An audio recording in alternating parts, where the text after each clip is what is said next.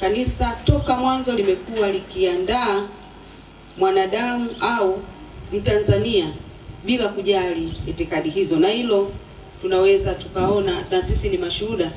Tumekuwa na viongozi kwenye taifa hili ambao hawaamini katika Ukristo, lakini wameandaliwa kwenye shule za Kikristo, kwenye seminari, na wakatoka pale wakaja kuwa viongozi wa serikali, na wameweza kufanya kazi nzuri kwenye nchi yetu na mpaka hapa tulipo. Kwa kweli tuna kila sababu ya kuendelea kushukuru.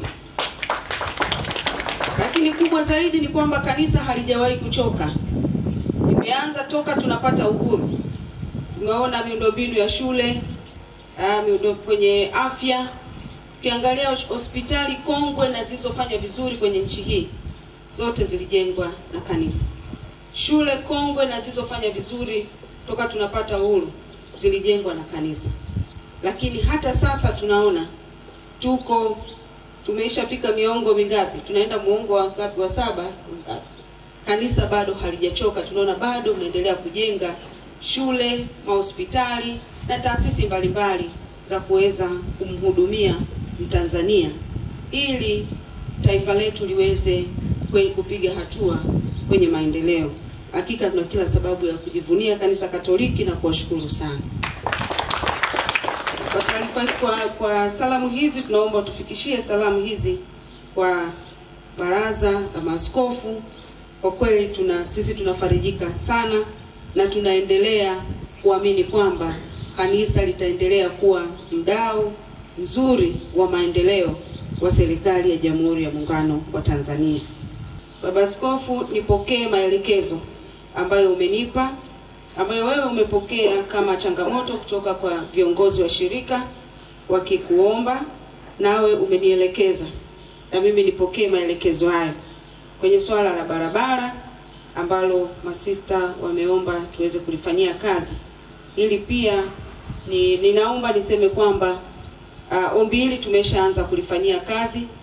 Ni kati ya maombi ambayo sister alipokuja ofisini alikuja nayo, na pale nilimpigia simu meneja wa TARURA pamoja na idara ya ardhi halmashauri, na walifika hapa wakakutana. Nikamwambia waje kukutana na sister, na walipokutana na sister walienda kufufua mipaka ya barabara. Hii barabara inayotumika sasa sio barabara rasmi, ni kweli inapita kwenye mashamba ya watu, lakini tumeshafufua mipaka ya hiyo barabara na TARURA wameshafanyia kazi, na sasa wanafanyia tathmini na barabara hii itaingizwa kwenye mpango. Ingekuwa ni kufungua tu barabara, tungeweza kufanya hata kabla wewe hujafika hapa kufungua shule siku ya leo. Lakini barabara ile ina madaraja. Kuna madaraja moja, daraja kubwa, na mengine madogo mawili. Kwa hiyo tunahitaji tujipange tupate fedha kwa ajili ya madaraja. Lakini TARURA wameniambia tunaingiza kwenye mpango wa barabara ambazo tunakwenda kuzifungua na tunakwenda kuombea pesa. Na nikisema tunaenda sio mwakani, sio mwaka gani, hapana. Tumeingiza kwenye zile barabara ambazo tunaziombea fedha sasa hivi kwa ajili ya kuweza kuzifungua.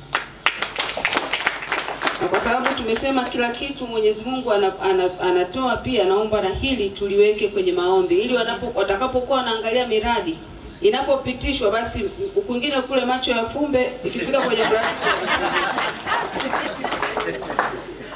Kwa imani inawezekana. Kwa swala la umeme ninaomba nilichukue na kwenda kukaa na meneja wa TANESCO. Haraka sana atawasiliana na sister, watakuja kupima, na ninaona haja kwa kweli ya kuweza kupata umeme kwenye eneo hili. Sioni sababu ya kuweza kuchelewesha sana pia umeme, kwa sababu tayari viwanja vingine vimeshapimwa maeneo haya, na uwepo wa shule hii na hizo facilities zingine zikifika, najua ili eneo litaweza kuendelea kwa haraka zaidi. Kwa hiyo hili naomba nichukue pia naenda kulifanyia kazi. Umezungumza swala jingine muhimu sana, kwamba pamoja na mambo mengine yote tutakayoyafanya kwenye shule hii ya kitaaluma, kama hakuna usalama basi hiyo inaweza kuwa changamoto. Lakini Baba Askofu, nikutoe hofu. Umeona viongozi wote wa ngazi za chini wako hapa. Wanafanya kazi karibu sana na masista hawa. Na mimi niendelee kutoa maelekezo. Mwakilishi wa mwenyekiti wa kijiji uko hapa, peleke salamu hizi, tuendelee kuimarisha ulinzi kwenye eneo hili. Lakini pia kwa upande wa wilaya tutaweka jicho kwenye shule hii kuhakikisha kwamba watoto wetu hawa wanakuwa salama.